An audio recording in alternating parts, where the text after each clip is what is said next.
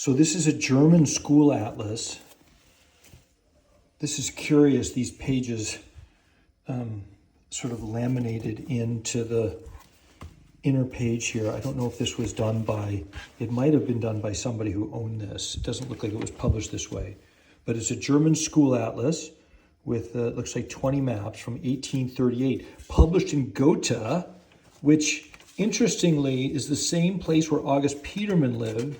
And Petermann is famous for having been the respected cartographer who insisted until the 1870s that the polar sea was open, and that prompted the De Long expedition to go to the Arctic on this epic and tragic expedition in the 1870s. And Petermann ended up committing suicide, but he was incredibly renowned. From Gotha, this was published 40 years before all of that.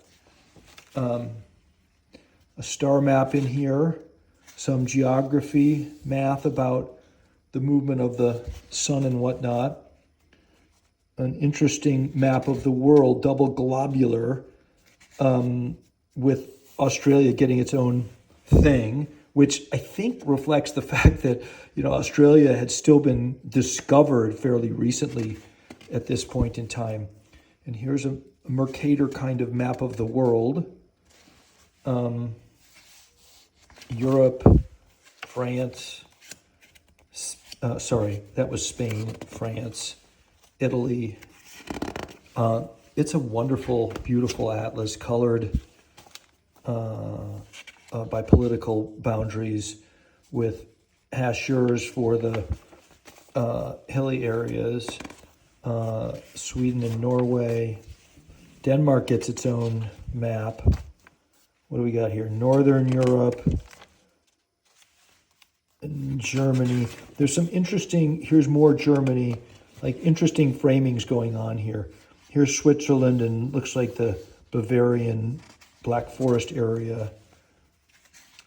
More Germany. Switzerland, I love Switzerland. It looks so great on a map, and maybe that's because it fits landscape perfectly. You can see these pages are quite weathered.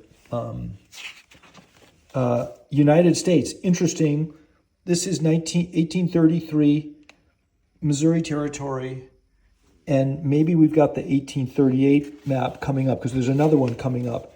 Here's the United States and the West Indies. And then they go into these interesting framings here. Oh, now we're back to, I believe that's Poland. We're in Europe here.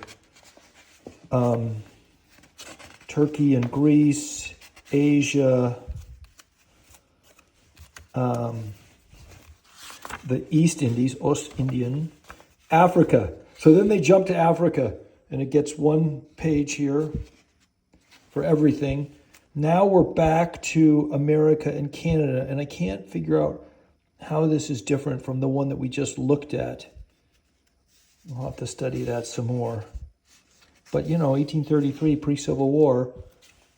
Okay, this is interesting. So here's the West Indies and Central America, and here's the West Indies just a little bit zoomed in. I can't quite figure out what the difference was between those two things. And then South America, boom. So two of the continents only get one map, and the other continents get lots of maps. Very interesting.